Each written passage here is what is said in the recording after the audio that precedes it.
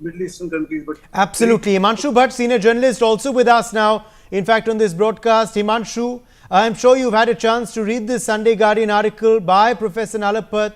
This op-ed clearly, of course, completely rattling Bangladesh dispensation headed by Mohammed Yunus. What do you make of their response?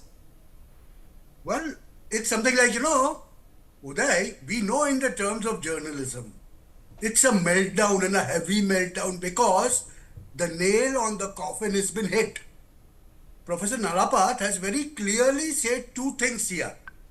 One is Islamic radicals, and he is making it sure that these Islamic radicals are the ones which the Yunus brought and which he cannot accept it in front of the world. But then you see him in his advisory council, how many Jamaat men are there? How many Hizbul men are there? And you get the exact picture. He's also said about, he might flee. Now then, give me an answer, simple answer. What is that particular aircraft standing on the Dhaka airport doing? Waiting for whom? If not for Yunus.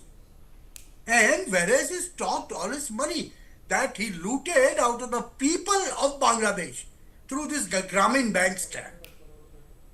Now, Professor Nalapat has very clearly said things that, Bangladesh has become a tattoo of Pakistan and China.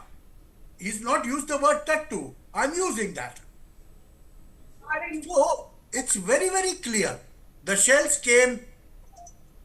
Saigal sir said very clearly, what is China doing making an airport some 20 kilometers off India's chicken wing? What's happening there? Don't they know it's on the artillery range of Indian Army? They know that. But still is trying to do that. What is that Bayraktar drones? From Turkey, he was trying to fly and, scare off the Eastern Command. Was he able to do it? Now, this is something, which is a severe meltdown. It's the nail, a final nail on the coffin, wherein the world Has a mirror been shown, Himanshu, according to you? Yes. Do they know that this is the truth and that is what has, pinched them so hard? Interestingly, no denial or no counter. It's just that obviously they're shocked. Yes, they are in a shock. They are not able to give any proofs. But they know that this is what Professor Nalapat has written is the truth and the absolute truth. And you know something? The truth, when told, hurts the most. And that is what is happening with the people, with the administration, this present dispensation of Bangladesh. They are not going to last more than a few months now. That's understood. And who is suffering is the minorities of Bangladesh because this Katleam will go on. This massacres will go on.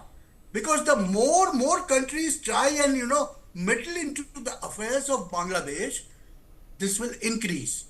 The way it looks, the Chinese have a huge presence there. Pakistanis are almost there. And the best part is, in the rebuttal, they say that Pakistani ships came on Chittagong harbor to supply something which was non-military. Doesn't anyone know? Everyone in this country also knows what Yunus government was up to. What was he trying to do by, shaking hands and meeting Shahbaz Sharif? We also know what the Deputy Chief of ISI, when he visited Bangladesh, what did he do? We also know that. And so, when this, the facts which are not convenient to you, when they come out and you have to face it, when you can't face it, such type of meltdown comes. And it has come from the top brass, Mohammed Yunus. So it clearly shows that the word rattle was used 5 times when I was hearing 5 different guests. I would say, not rattle. He is crying basically. He's crying. And this is the severest form of meltdown that you can always ever see. And Professor Nalapat has written, he might flee to UK. Do you think it will be UK? Well, I might think it may be somewhere in Gulf. It might be somewhere in France. It could be anywhere. But can anyone tell? Because there are proofs. There are proofs which show that Yunus's properties and Yunus's, wealth lies distributed in a few places of the world. How was it that the Clinton Foundation was given the donations by Mohammed Yunus from his Nobel Peace Prize money? But apart from that also something was given. From where did that money come from? Was it from Bangladesh? No, sir. The origin and the source was something different.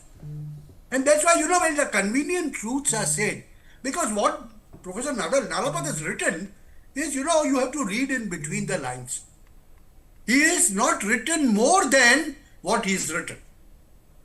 So I wish that Nalapat sir comes out with another series, next Sunday he again comes out with part 2 of this and reveals all these things. Yes, Uday, that is what is required. Absolutely. Major General Sehgal, let me quickly, in fact,